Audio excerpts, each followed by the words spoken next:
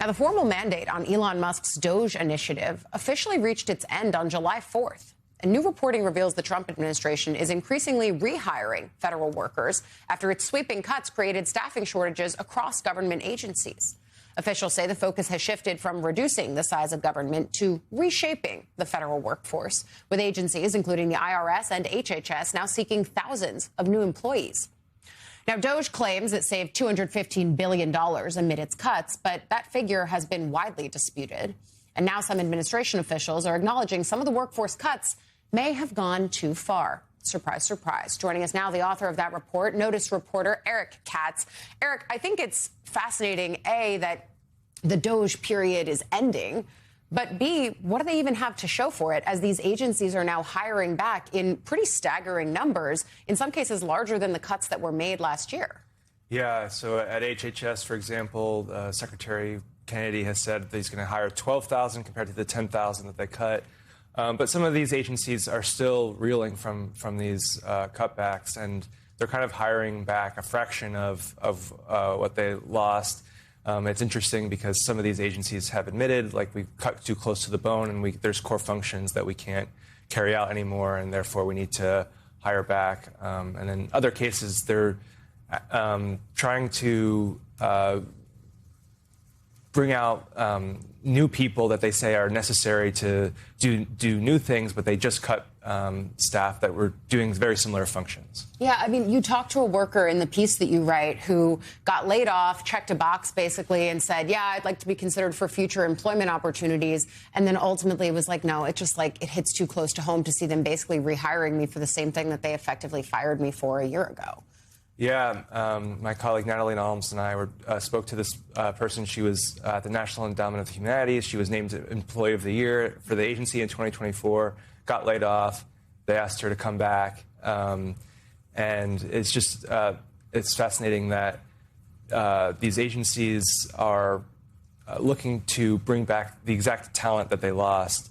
And there's sort of an admission there that some of these people were doing things that we actually that they were administration priorities, and now we can't do them anymore.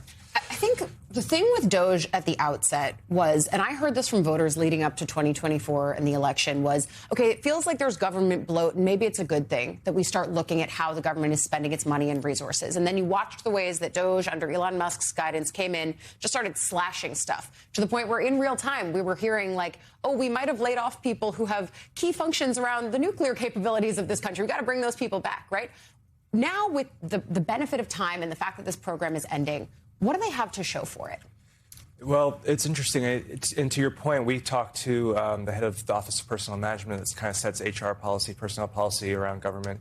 And he said that the Doge approach, they basically cut with a chainsaw instead of a scalpel, and they lost some people that they actually wanted.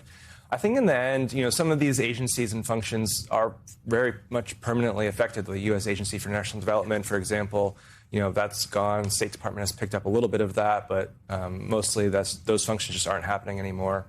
And there's key functions throughout government where services are slower to be delivered or not happening. There's contract and grant funding that's not going out the door or has been severely delayed because there's not the personnel to sort of carry that out. But the Doge people involved themselves have talked about the fact that they had this goal of massively shrinking the federal deficit, and they weren't able to accomplish that. And you and I were talking before we even came on that people associated with Doge who worked for the program have said basically, yeah, we cut things pretty haphazardly. And when we realized we were doing that, it didn't change our approach. And so I know there are questions you're going to keep asking about what it looks like for the Doge period to end and the government to rebuild or reform or reshape. And I'm interested in the answers to those questions. You did bring also some other new reporting. You've got a scoop out about a draft report inside the Treasury Department that warns of the risks posed by the artificial intelligence market, which is notable given the ways in which this administration, at least from a public-facing perspective, is quite pro-AI and these companies. Yeah, it's an interesting report that we got a hold of.